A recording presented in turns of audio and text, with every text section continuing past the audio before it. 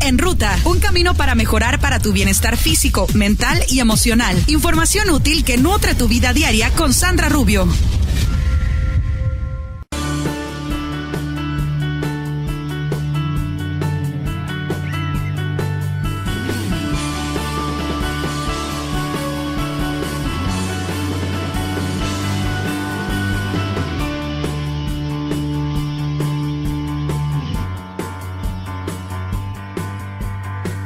Empieza la temporada de lluvias y empieza para la Secretaría de Salud en todo México un problemón que se ha convertido de verdad en un reto en los últimos años en nuestro país, el dengue. Los casos aumentan año con año, pero tenemos con nosotros al doctor José Armando Brambila Vázquez. Él es responsable de vigilancia epidemiológica de dengue, chikungunya y zika de la región sanitaria 7 de la Secretaría de Salud. Él nos va a explicar desde el momento en que surge el dengue, cuáles son los síntomas, cómo debe de ser el diagnóstico, las medidas que debemos de tomar y todos los mitos y mentiras que se mueven alrededor de esta enfermedad y sobre todo cómo podemos prevenirla y estar protegidos ante eso. Doctor, muchas gracias por acompañarnos en Ruta con Sandra y sacarnos de todas esas dudas que están entre la población acerca del dengue y también ya de la paranoia que hay entre mucha gente de que ve un mosquito volar y bueno, ya piensa que es dengue y que le va a picar. Doctor, primero que nada, ¿qué es el dengue? ¿Qué es este mosquito que ha venido a incomodarnos a todos y que nos ha venido a asustar con tantos casos en los últimos años? Hola, buenas tardes. El dengue es un padecimiento el cual está ocasionado por un virus del mismo nombre. Dengue es un padecimiento el cual es transmitido por vector. El vector en esta situación es un mosquito, se llama Aedes. El dengue, como es una enfermedad transmitida por vector, siempre se requiere que el mosquito me haya picado para tener el padecimiento. Significa que el mosquito picó a una persona enferma y después transmitió ese virus a la persona sana. Dengue en sí es un padecimiento el cual puede presentar diferentes manifestaciones, que es primero fiebre, dolor de cabeza, dolor de huesos, dolor detrás de los ojos y en algunas ocasiones también ronchitas. Eso es lo más común. En situaciones ya severas pueden tener sangrados, ya sea de encías, de estómago, de intestino o de cualquier herida que pudiera tener el paciente. Ya en situaciones más complicadas, fuga de líquido le llamamos nosotros, que es sale el líquido de vía sanguínea, torrente sanguíneo, y se sale a lugares en los cuales no debe de estar, pulmones, estómago, o que se empiezan a inflamar o hinchar las extremidades. Doctor, ahora sí que vámonos de paso a pasito. El dengue, el normal o el que da la mayoría de la gente, ¿qué síntomas presenta? ¿Cuánto dura y cómo lo detecto? ¿Cómo sé que tengo dengue?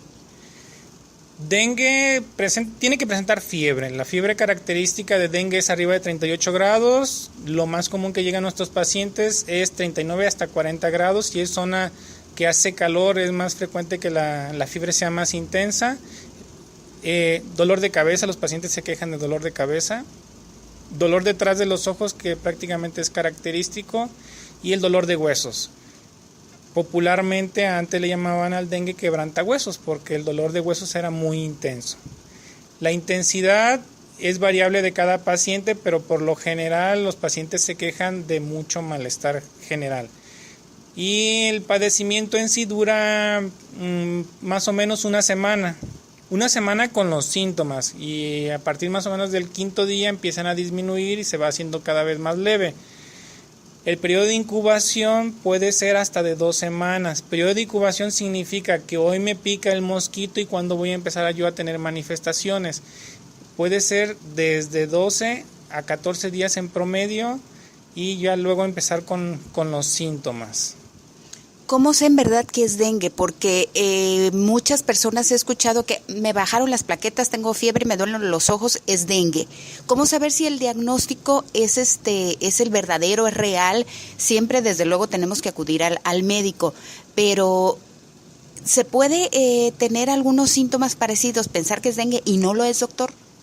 Sí, cualquier infección, ya sea una infección de garganta, de vías urinarias, una infección en los oídos, puede dar manifestaciones parecidas.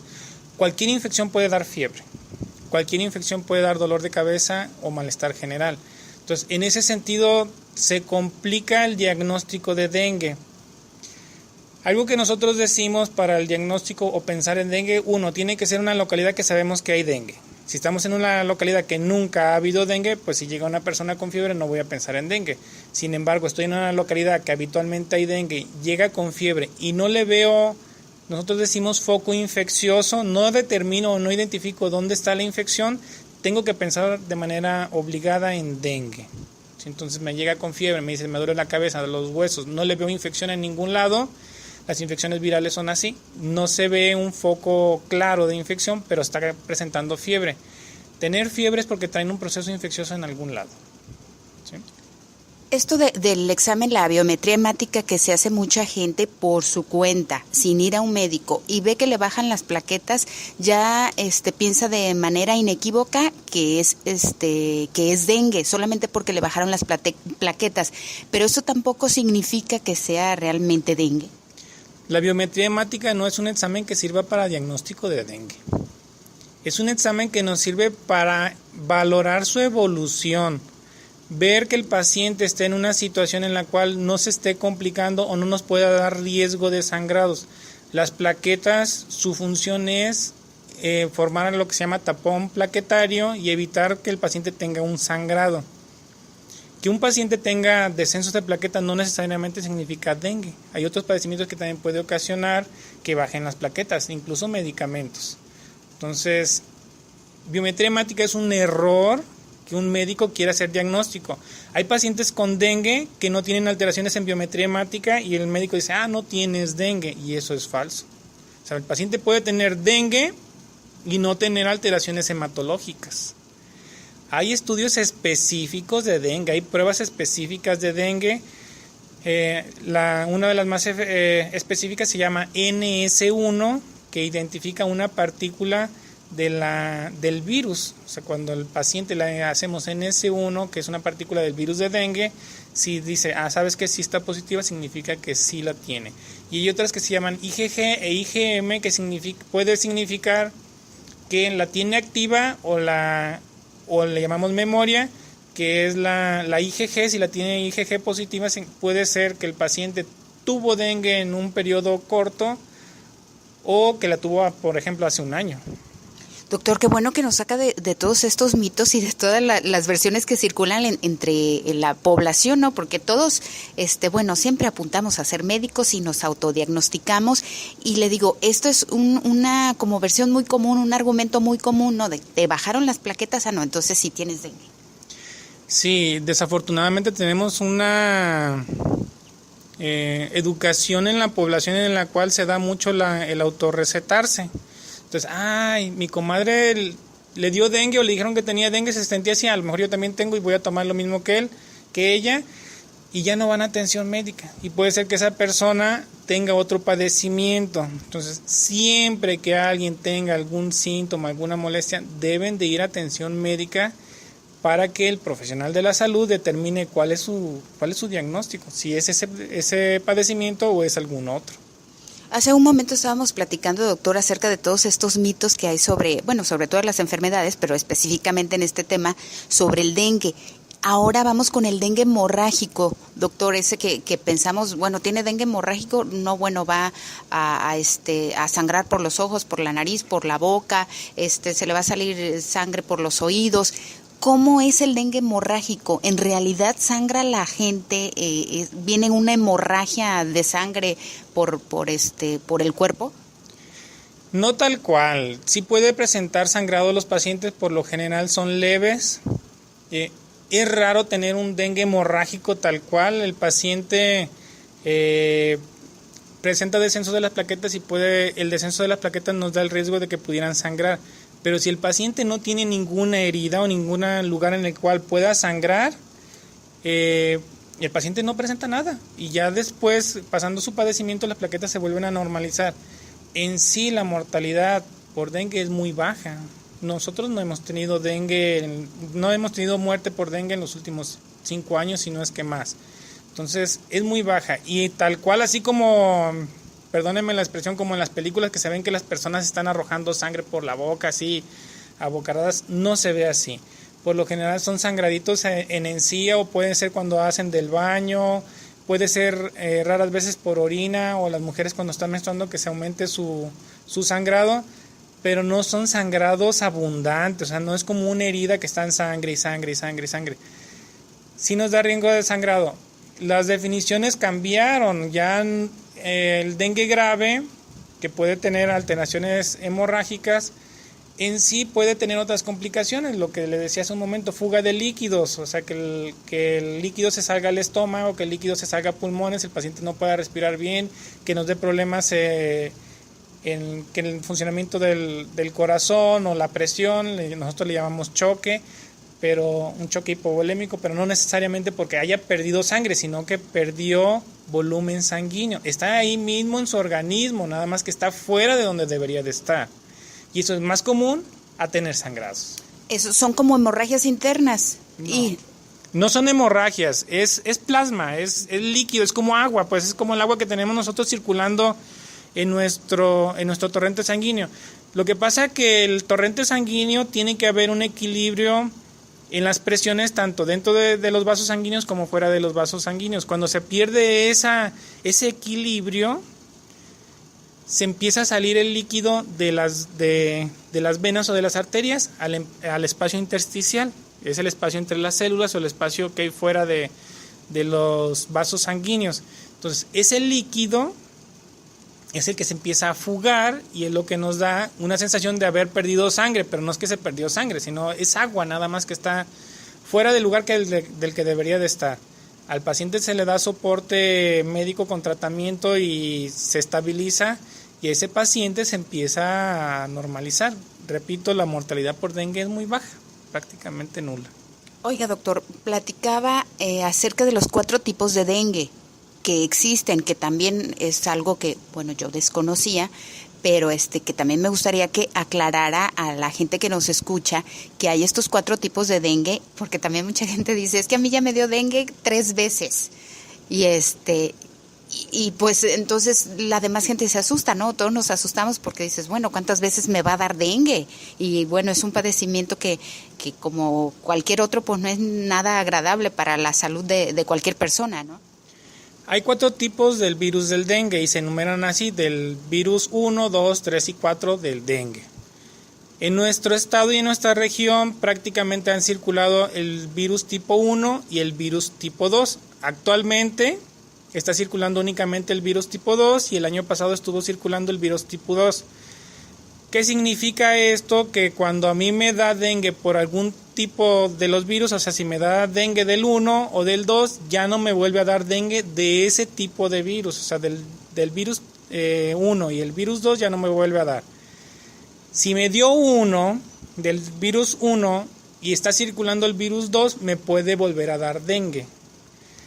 Pero si ya no hay circulando ni el 3 ni el 4, no me va a volver a dar dengue. Entonces ese es un error que a los pacientes les diga, tuviste dengue el año pasado y tuviste dengue hoy otra vez. Pues en alguna de las 2 veces no es dengue, o probablemente ninguna de las 2 veces. O sea, si actualmente está circulando nada más el tipo 2, no me puede volver a dar dengue si ya me dio. Si esa persona viaja a una zona en la cual está el tipo 3 o el tipo 4 o el tipo 1, que no los tenemos nosotros, sí les puede volver a dar dengue. ¿Y dónde están esos, doctor, para no ir? En diferentes estados hay una presentación, o sea, los estados del sur sí pueden presentar, han tenido el 1 o el 3, el 4 es muy raro, el 4 se ha estado presentando pero en Sudamérica. También en raros países o en zonas muy raras, el tipo 4 es menos frecuente, en nuestra zona no la tenemos. Entonces, sí ha circulado el 1 y el 3 en nuestro país, aunque el 3 también es muy raro. Sí, principalmente se ha visto en los países en los estados del sur. ¿De qué depende esta clasificación, el 1, 2, 3, 4? ¿Es como grado de gravedad, de riesgo, o cuál es la diferencia entre esta clasificación? Tiene variantes el virus nada más. No es porque sea más grave o menos grave, sino que el virus tiene diferente manera. perdónenme la expresión, es como decir raza de un gato o raza de un perro, que hay diferentes razas, pero sigue siendo un perro. O sea, decir un pastor alemán, un poodle, un chihuahua, o sea, los tres son perros, pero son diferentes. Entonces, es lo que sucede con el virus. O sea, hay 4 virus de dengue, son virus de dengue, pero tienen diferentes variaciones en su estructura. Por eso se cataloga así. ¿Pero los síntomas son los mismos? Sí, los síntomas son los mismos. Sin embargo, si ya me dio dengue de alguno de los tipos y me da de algún otro, sí me puede dar. Es más probable que yo tenga un dengue con más molestias o más síntomas o el riesgo de complicaciones. Ahora ya cuando hay dengue, las recomendaciones generales es bueno estar con el médico, tomar muchos líquidos y no tomar cierto tipo de medicina. ¿Cuáles son las causas de esto, doctor? ¿Qué es lo que debe de tomar en cuenta la gente que lo tiene y acatar las indicaciones médicas? Primero, siempre deben de ir a consulta. Siempre deben de ir a atención médica por un profesional de la salud, o sea, no ir con charlatanes. No hay que hacer caso al familiar, al vecino, al amigo de tomar o empezar con algún medicamento. Nunca hay que autorrecetarse. Siempre cuando tengan o inicien con un padecimiento, lo primero que se recomienda son una alimentación saludable y una hidratación adecuada. O sea, comer bien, comer sano, hidratarse bien, acudir a atención médica. Las infecciones virales tipo dengue, no hay medicamentos específicos, o sea, no hay un antibiótico para quitar la infección antes. Se da únicamente paracetamol para el malestar para dengue porque es el que nos da menos riesgo de afectar las plaquetas. Todos los antiinflamatorios pueden afectar las plaquetas si toman diclofenaco, naproxen, meloxicam, indometacina. Cualquier antiinflamatorio puede afectar las plaquetas. Si tengo un paciente estable que no tiene ningún riesgo y yo le empiezo a manejar algún antiinflamatorio, le voy a dar un riesgo. O sea, si yo le doy un naproxen que me puede afectar las plaquetas, que bajen más rápido por el padecimiento y aparte que es un medicamento irritante para estómago que puede dar gastritis, ¿qué puedo hacer hoy? Le estoy dando el padecimiento que puede sangrar más el riesgo de sangrar. Entonces, no se debe de tomar ningún otro medicamento, ningún otro. Y de los medicamentos que más riesgo nos dan son aspirina, metamizol, diclofenaco y naproxen. Y le repito, no se debe dar tienen que ir primero a atención médica para que se les dé un diagnóstico y tomar eso. Ya que pasaron estos días de los síntomas y que el padecimiento, bueno, estuvo en todo su apogeo, he escuchado también, doctor, estas versiones de que a los 6 meses tienes secuelas del dengue, haz de cuenta como que si te vuelve a dar. ¿Es cierto esto, doctor? No, es un padecimiento que se quita y ya no tiene ya no tiene el padecimiento. Le ponía el ejemplo hace un rato de un resfriado. Un resfriado me da la gripa, se me quita y ya no pasó nada. Si el padecimiento tuvo alguna complicación y a partir de ahí se puso el paciente grave y sí me da secuelas, pues sí, ¿verdad? Pero un padecimiento normal, que es el 99.9% de los pacientes que presentan una sintomatología leve me refiero a que no tuvo complicaciones. El paciente se le quita el padecimiento y nada más va a decir, me dio dengue. O sea, ya no quedan secuelas por esto. La gente que presenta a lo mejor este mismo tipo de síntomas a los meses, entonces, ¿qué es? Que sí tuvo alguna complicación o puede ser otro proceso infeccioso, ¿qué es ahí? Lo más probable es que sea otro proceso infeccioso. Cualquier proceso infeccioso, sea bacteriano, sea viral, puede ocasionar fiebre, dolor de cabeza y dolor de huesos. Entonces, yo le digo a veces a mis pacientes, me dice, es que yo estaba enfermo, un padecimiento diferente de una faringitis hace 15 días y hoy otra vez estoy enfermo. Bueno, las faringitis o las infecciones de vías respiratorias, cada que estén en contacto con el bicho que transmite la enfermedad, se pueden volver a enfermar. Entonces, hay padecimientos que nos pueden dar cada 15 días, cada mes, si estamos expuestos a la gente. ¿El dengue trae alguna afectación a algún órgano en particular, doctor? Yo también he escuchado versiones de gente de que te afectó el sistema nervioso o me afectó las articulaciones. Da dolor de articulaciones, pero no es permanente. Se quita el dengue y ya todo se desinflama y vuelve a estar normal. Hay algo que se llama factores de la inflamación que se producen cuando hay un proceso infeccioso. Entonces eso es lo que da el malestar general, dolor de cabeza, dolor de huesos, fiebre. Se quitan los factores de la inflamación cuando se quita el padecimiento y vuelve a todo a estar normal. Y los órganos en sí no se afectan. Cuando no, repito, si no hubo complicaciones que afectó a algún órgano, no se afecta. Si es una persona que estuvo con dengue grave, que estaba en peligro su vida y se bajó demasiado la sangre, pudo haber afectado vaso, pudo haber afectado hígado, pudiera haber alguna complicación, pero eso es extremadamente raro. Oiga, doctor, y del susto chiquito pasamos al susto extremo, como a usted ahorita comentó acerca del chikungunya y el Zika, que bueno, ya son pues ahora sí que versiones más graves de este mosquito que pues nos ha venido a asustar en México bastante. Bueno, chikungunya y Zika son virus diferentes, no son lo mismo y no tiene nada que ver el mosquito más que en la transmisión. Uh-huh. O sea, el mosquito lo único que tiene la culpa es de que transmita. Imagínense que el mosquito es como un vehículo nada más que lleva el virus de un lado a otro. El mosquito no cambió, el mosquito nosotros lo tenemos aquí, se llama Aedes, ese sigue siendo el mismo mosquito. Si nos llega a nosotros un virus que se transmite por ese mosquito, pues probablemente vamos a tener el padecimiento, que fue lo que pasó con chikungunya hace 3 años. No teníamos chikungunya, llegó un paciente con chikungunya, un mosquito se infectó de chikungunya y lo empezó a transmitir y ya tenemos chikungunya en la región. El año pasado no teníamos Zika, llegó una persona con Zika, el mosquito adquirió el virus y actualmente tenemos Zika en la región. Entonces tenemos chikungunya, tenemos Zika y tenemos dengue. Los 3 son transmitidos por el mismo vector, el mismo mosquito, pero son virus diferentes y son enfermedades diferentes. Entonces son padecimientos totalmente independientes. ¿Cuál es la diferencia entre los 3 en cuanto a síntomas, diagnóstico y cuidado? Ok, dengue, fiebre, dolor de cabeza, dolor de huesos, dolor detrás de los ojos y es el único que da descenso de plaquetas y riesgo de sangrados.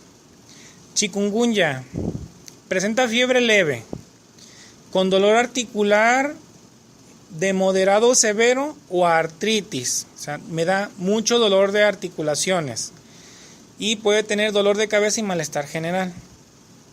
Zika, el síntoma principal son las ronchitas, llega con exantema, que son popularmente conocidas como ronchas o alergias, comezón, puede presentar fiebre muy leve o no presentar fiebre y leve dolor de cabeza y leve dolor de huesos.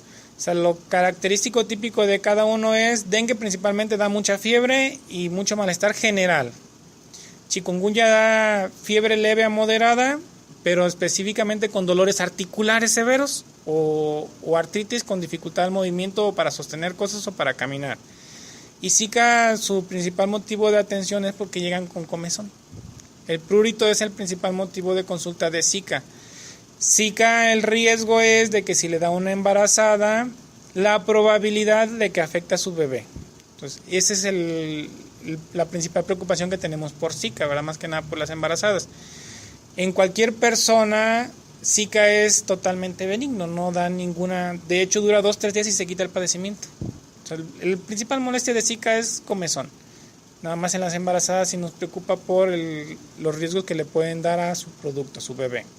El peligro pues de microcefalia es, ¿verdad? Sí, malformaciones o incluso abortos también. Si están en la fase temprana, en los primeros meses del embarazo, sí nos puede dar riesgo de abortos, de malformaciones. Si Zika le da a las embarazadas en los últimos meses o ya para nacer el bebé, pues la probabilidad de afectación al bebé también es nula. O sea, el riesgo de Zika principalmente son en los primeros 3 meses, que es cuando el bebé se está formando. Ay, qué buena noticia, doctor. Entonces, por ejemplo, los 3 primeros meses es cuando existe el mayor riesgo, ya después de ahí no hay riesgo de aborto ni de malformaciones para el bebé. Sí hay riesgos en todo el embarazo, pero es mayor en el primer trimestre. O sea, tener un padecimiento en una embarazada siempre es riesgo. O sea, hasta una gripa es riesgo. pero Zika tiene más riesgo en el primer trimestre. En el segundo trimestre y en el tercer trimestre también me dan riesgo, pero son menores. Y repito, en una embarazada cualquier padecimiento, sea una gripa, sea una infección en la orina, sea una infección vaginal, una infección gastrointestinal, es riesgo, siempre. Estar embarazada es un factor que puede darme riesgo para su situación actual. O sea, estar embarazada más cualquier padecimiento me da riesgo. ¿Sí? Siempre es por eso que tenemos que estar muy atentas con nuestras pacientes embarazadas. Doctor, y también el proceso de pues ahora sí que se presentan todos estos síntomas, ¿son los mismos días para todos o varía? Zika es el que se quita, es el que dura menos de 3 a 5 días. Dengue, una semana aproximadamente. Y chikungunya, los síntomas principales son de 5 días a una semana. Pero los dolores articulares, tenemos pacientes que hasta 1 año y todavía tienen dolores articulares. Si la persona tiene problemas articulares previos, o sea, si la persona tiene artritis, tiene fibromialgias, tiene cualquier padecimiento que inflama o da problemas en las articulaciones y le da chikungunya, se exacerba su enfermedad de base más el actual. Y esa persona da más incapacidad en cuanto al movimiento de sus articulaciones. Ah, entonces ese sí deja secuelas. A lo mejor es del que habla la gente, ¿no? Que dice, bueno, le quedaron secuelas por el dengue, pero es en realidad chikungunya. Chikungunya es el que puede dejar meses con dolores articulares, principalmente en manos. ¿No hay otra cosa más que dolores articulares? Sí. También la mortalidad por chikungunya y Zika prácticamente es nula. Es nula, nada más chikungunya. Se quejan principalmente nuestros pacientes porque le quedan los dolores articulares. Y no es lo mismo que le dé chikungunya a un adolescente o a un niño que a un anciano. Nosotros veíamos pacientes de 14, 15 años que nos decían, es que me dio chikungunya hace una semana y ahorita ya no tengo nada. Sin embargo, veíamos pacientes de 70, 80 años con chikungunya y decían, es que todavía no me puedo mover y ya pasaron 6 meses o ya pasó 1 año y todavía sigo con los problemas. Entonces, la manifestación de chikungunya en cuanto a articulaciones es más severo entre más edad tengamos. O sea, a las personas mayores les da ahora sí que más fuerte y a los niños es más leve. Exactamente. Los bebés, por ejemplo, doctor. A todos les da síntomas. Pero los bebés se pueden recuperar más rápido, entonces esta ventaja de estar niño, pues les acomoda, ¿no? Para recuperarse más rápido. Sí, los niños en general, todos estos padecimientos en los cuales se recupera uno al 100%, los niños son los que siempre se recuperan primero. En todos los padecimientos, si me da una neumonía un niño y un adulto, el niño se recupera primero. Neumonías, gripas, faringitis, amigdalitis, infecciones urinarias, gastrointestinales, los niños siempre se recuperan primero que un adulto o que un anciano. Sin embargo, sí pueden tener unos niños menores de 5 años, infecciones gastrointestinales, infecciones de vías respiratorias, sí se pueden complicar, pero una vez con tratamiento tienen una evolución más rápida a la mejoría un adolescente o un niño que una persona mayor. Entonces, a tener mayor cuidado con nuestros adultos mayores con este mosquito, ¿no? Bueno, a tener cuidado todos, doctor, porque pues un mosco le pica a cualquiera y ahora sí que no lo vemos venir. Entonces, doctor, ¿qué hacemos contra el dengue, chikungunya y Zika? ¿Hay vacuna? ¿Cómo nos protegemos? Actualmente está en investigación una vacuna para dengue, todavía no se libera. Se pensaba que se iba a arrancar con la vacunación en México para dengue, todavía no está. En Secretaría de Salud era donde se iba a iniciar la vacuna. No tenemos fecha, no nos han dicho ya se va a liberar, ya se va a empezar a utilizar. México va a ser uno de los primeros países en los cuales se va a utilizar y vamos a ver qué tal responde. Los demás padecimientos, chikungunya y Zika, no hay vacuna. Chikungunya me da chikungunya y ya no me vuelve a dar chikungunya, Zika me da Zika y ya no me vuelve a dar. Entonces son padecimientos en los cuales nada más hay un tipo de virus, a diferencia de dengue. Entonces si ya me dio chikungunya ya no me va a volver a dar. Esta vacuna entonces nada más para el dengue y entonces sigámonos cuidando del chikungunya y Zika. Dios de mi vida, doctor. Oiga, doctor, ya por último, ¿qué podemos hacer en la vida diaria para protegernos de estos mosquitos? Bueno, escuchamos continuamente las recomendaciones de la Secretaría de Salud, de no tener agua en nuestros patios, en cubetas, de no tener llantas, de no tener triques en nuestras casas. ¿Qué más podemos hacer? Ya nos dijo de la alimentación. ¿Cuáles son los alimentos en particular que debemos consumir para que no nos lleguen estos moscos? Alimentación sana, balanceada y completa. Frutas, verduras, carne, frijoles, arroz, o sea, comer todos los nutrientes, que mi organismo esté bien. Si mi organismo está bien, nuestros síntomas o cualquier padecimiento puede ser más leve o darme el riesgo o menor riesgo de complicaciones. Si es una persona desnutrida, su sistema inmune va a ser menos eficiente. Si está bien alimentado, su sistema inmune va a estar mejor. Entonces es muy importante. Lo más importante para combatir dengue va a ser siempre los cuidados en casa, descacharrizar, evitar cualquier envase que esté recolectando agua, tener limpio.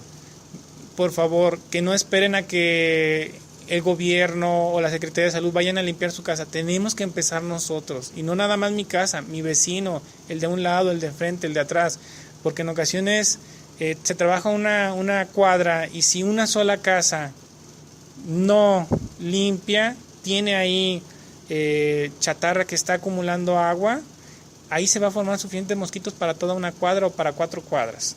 Entonces tenemos que juntarnos todos, tenemos que ponernos a trabajar en equipo, pero desde casa. El estar fumigando, el estar yendo los muchachos de vectores a que les combatan el mosquito no es la solución, porque se va a morir el mosquito que está volando, pero si no estoy quitando los criaderos, se van a formar más y va a ser una de nunca acabar. Tenemos que empezar nosotros a preocuparnos por nuestra casa, por nuestro patio, por nuestros techos, de que estén limpios de criaderos de mosquito. Recomendaciones generales para casa: tener mosquiteros, de que no esté entrando cualquier insecto, no nada más mosquito, para que me dé menos riesgo, ¿verdad? Si yo en mi casa la tengo con mosquitero, tengo menos riesgo de tener mosquito. Fumigar, ¿cuánto tiempo protege el hogar de este mosquito, doctor? Hay diferentes químicos, hay algunos en los cuales se pone químico en la pared y puede durar semanas, en el cual si el mosquito llega y se para en la pared, se va a morir, pero si no se para en la pared no le pasa nada. Y el que fumigan, que pasan por las calles, ese protege por días nada más, o sea, no es permanente. Ya fumigué, qué padre sería que yo fumigara y que ya sabes que ya no va a haber mosquitos en un año. Pues no, y aparte hay sustancias, aunque pudiera decir, son sustancias más efectivas, pero son más tóxicas. Entonces siempre se tiene que ver el equilibrio también para que no nos perjudique a nosotros, ¿verdad? Porque de nada sirve que acabe el mosquito si también me va a dar complicaciones a mí. Doctor, ya por último, un dato. ¿México qué lugar ocupa a nivel mundial en padecimiento de dengue? Sinceramente no sé qué números, sí sé que los países de Sudamérica, por ejemplo Brasil es uno de los que más casos tiene de enfermedades transmitidas por vectores, pero a ellos les afecta mucho lo que es el Amazonas, ¿verdad? Por su clima que tienen, ellos prácticamente todo el año tienen de todos los padecimientos y a cantidades mucho mayores que las que nosotros tenemos. México, los estados que más tienen también son los estados tropicales, que son Chiapas, Guerrero, Oaxaca, que son más cálidos, más húmedos, tienen más ríos, más lagunas, más todo, entonces es el medio favorable para que esté el mosquito. Ya escucharon al doctor, tomen sus precauciones en casa, a comer bien y pues a cuidarnos del dengue. Muchísimas gracias, doctor. Gracias a usted por la invitación. Gracias, y ustedes sigan En Ruta con Sandra, que es información para nutrir su vida. En Ruta, un camino para mejorar para tu bienestar físico, mental y emocional. Información útil que nutre tu vida diaria con Sandra Rubio.